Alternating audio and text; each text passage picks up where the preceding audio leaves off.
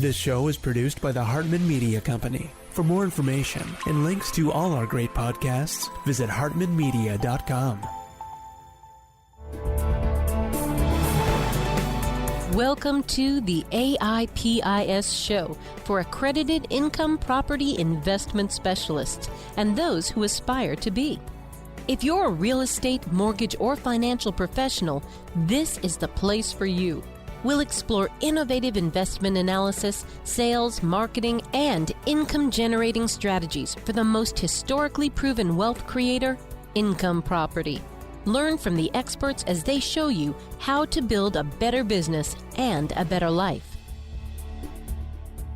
It's my pleasure to welcome Spencer Burleigh to the show. He is co-founder and CEO of Rent the Backyard. Now, we've all heard a lot about the sharing economy, and this is a new spin on it. Spencer, welcome. How are you? I'm doing well. Thank you so much for having me on the show. It's good to have you. And you're coming to us from San Francisco Bay Area, right? Yeah, we're based down in Santa Cruz right now. Okay, great. So how old is the company? When did you launch? Yeah, so we incorporated back in November of 2018. So we've been in business a little while now, but we've been sort of setting everything up and are going through our first set of projects right now. So I read an article about this and wanted to reach out to you and invite you onto the show. Where did the idea come from? Tell us about the problem and how you came about and the solution.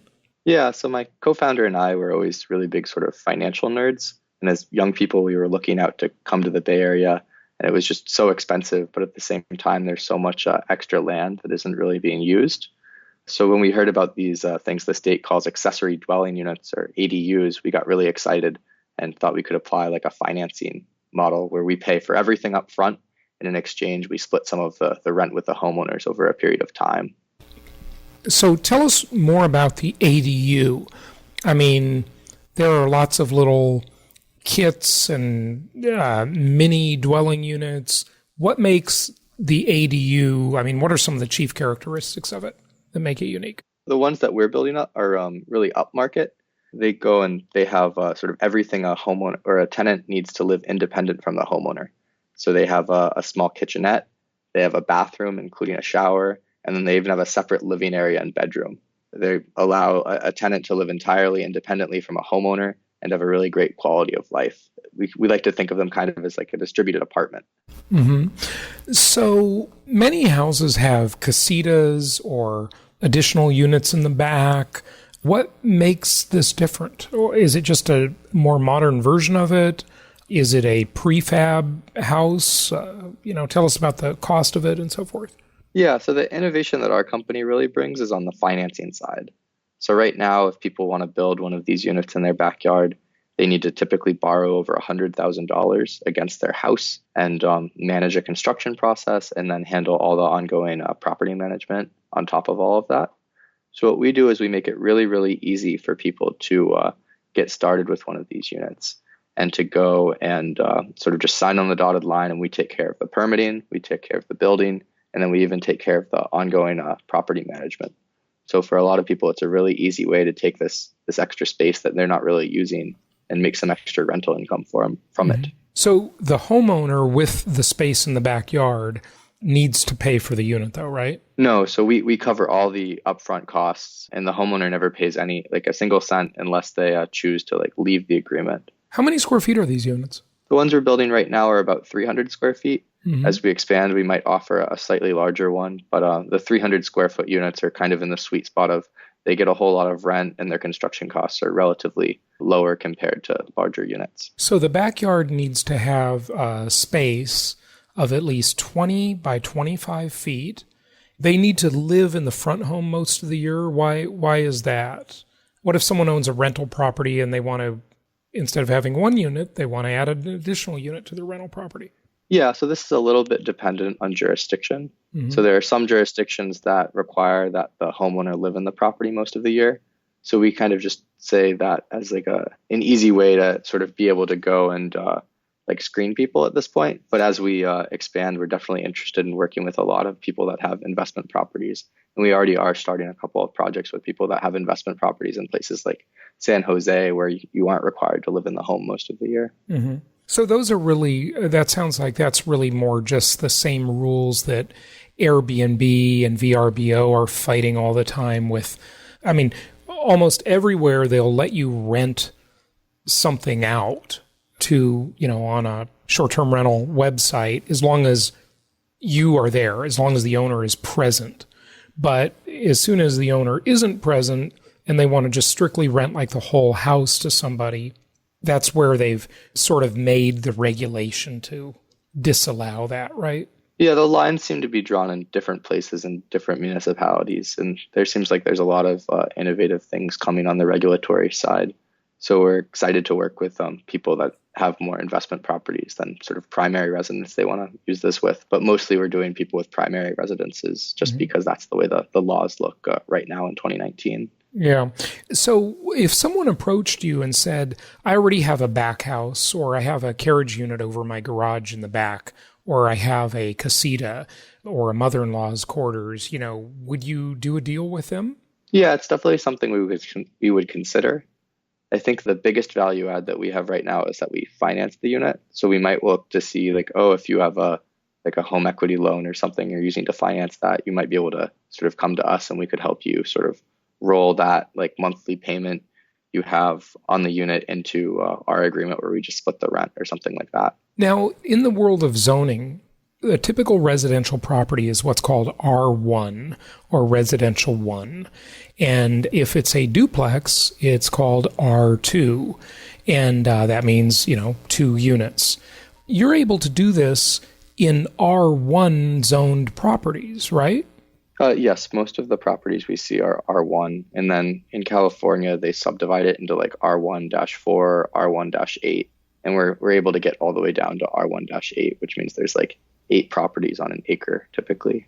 So we can build sort of quite small lots. The state has at this point passed a lot of laws that make them much, much easier to build, even in smaller lots. Right. And so it looks like the municipalities are really trying to address the housing crisis to some degree with this kind of stuff, which is great. How much do those units cost? I mean, I know you're financing it, but just to understand kind of the economics of it, what do they cost you to buy or build? I don't even know the right word, those units. It really depends on where we're building. Right now, I guess the average would be somewhere between $100,000 and $200,000, but that depends on things like what do the city permits look like, and how level is the ground in the back, and does work need to be done back there. So it's a little bit of a range, and then we kind of, as part of our process for taking a look at properties, are able to figure that out and give a better idea of what the rent split will look like for homeowners and what the term of the agreement will be, so it's fair for everyone. I mean, that's actually surprisingly expensive.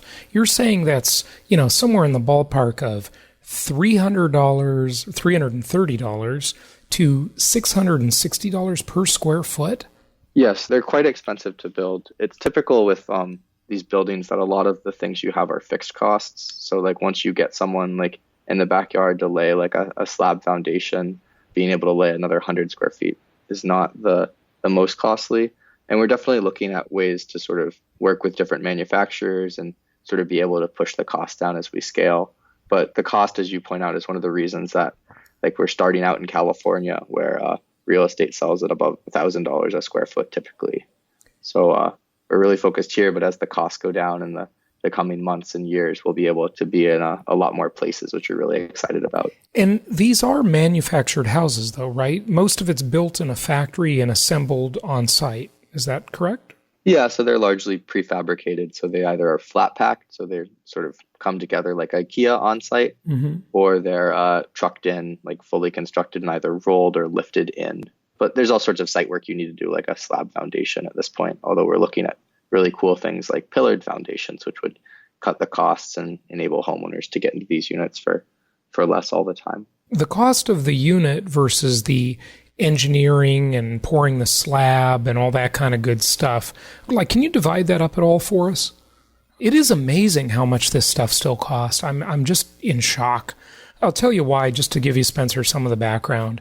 Our listeners and clients keep sending me these things, and, you see people sharing this stuff on Facebook. Well, this 3D printed home was built for only $10,000, and here you can buy a house on Amazon for $19,000 and have it shipped to you for no shipping cost. And I investigated this because I didn't believe it. It sounded fantastic at first.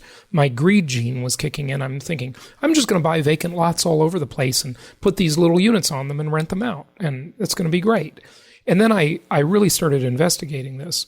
Come to find that all of those companies seem to have the same answer when I say, well, they'll say, well, you have to do this, that, you have to have engineering, it doesn't include HVAC, it doesn't include plumbing, it doesn't include electrical, and there's engineering on the site, just like you said, with yours, et cetera, et cetera. Well, I said, well, look, how much does it cost? And they all say the same thing. They say it's pretty comparable to new home construction. And then I'm thinking, what is the point? You can just have a builder build a house, right? And I said, well, what in your eyes does new home construction cost? And they'll say, typically they'll answer about $200 per square foot. And I'm like, wow, it is amazing to me that we can't build a house for less than that nowadays. It seems like it should be dramatically less expensive if it's done in a factory. But I don't exactly know what the hang-up is. To me, the construction industry, it's just a very primitive industry. And I'm all in favor of modular housing built in a factory, assembled on a job site. That's the way it should be. Yet there's this crazy stigma that Americans have against that. They think of a mobile home like some cheap mobile home. Well, actually, there are some very nice mobile homes out there and some very nice manufactured houses. But, the banks view it differently when it comes to financing. It's just kind of crazy. We need to get over this. There's a housing crisis in the country, and we got to make more cost-effective housing. And people have got to get over this discriminatory belief against manufactured housing. But still, it needs to get less expensive at the same time. What's the problem here? And our business is really we're sort of, the entire company is a function of rent versus construction costs. So this is something we think about all the time. And we're talking to all sorts of really exciting manufacturers that do that, like 3D printing and do like low impact foundations where they build units that sit on stilts and all sorts of other things like that.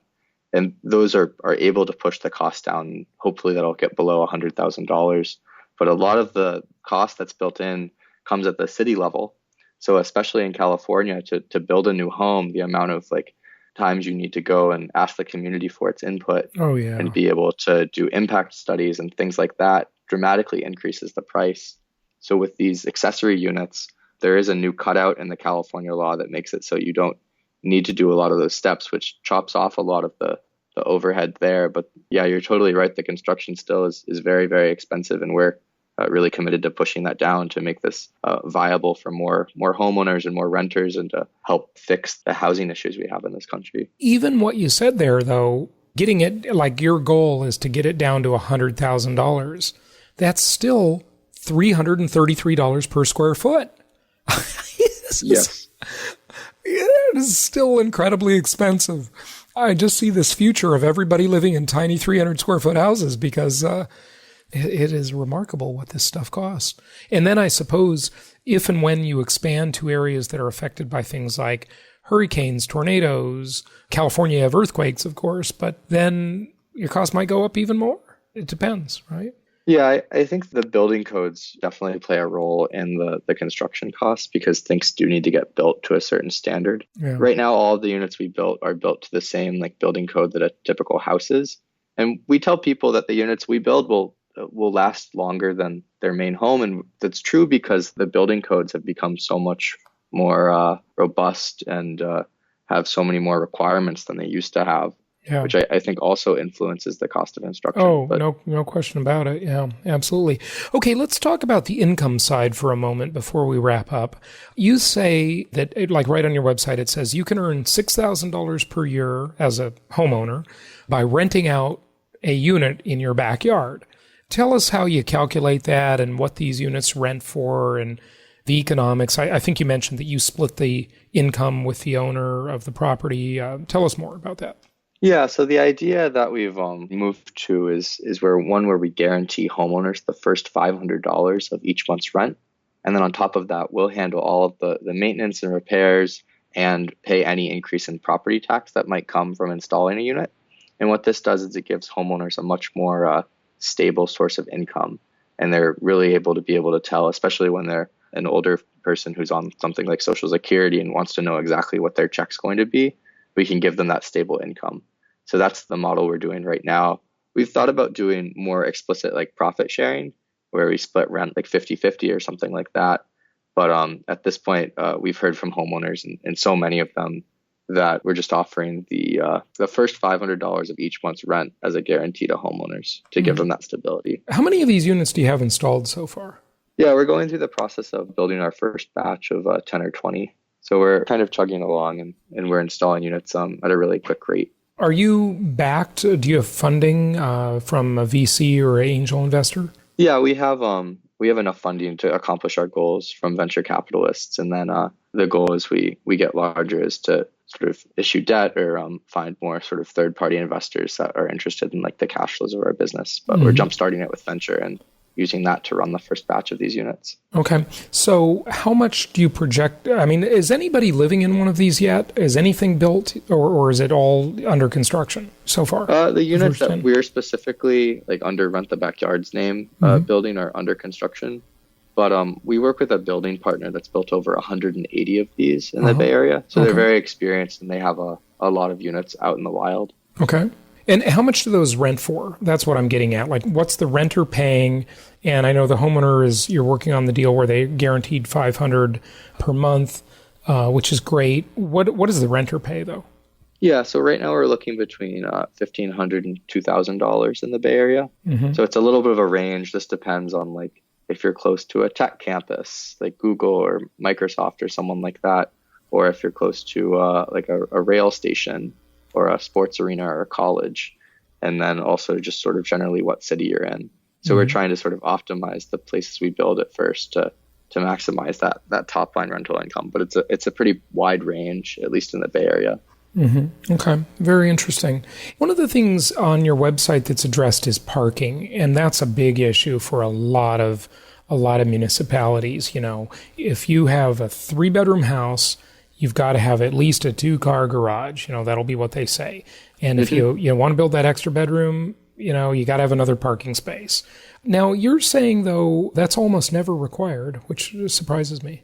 Yeah, so this is something that's specific to California. And as we grow, that might be a requirement that changes and something we need to build. But California's specific law on these accessory dwelling units is that you don't need to build parking if you're within a quarter mile of a public transit stop, including a bus stop.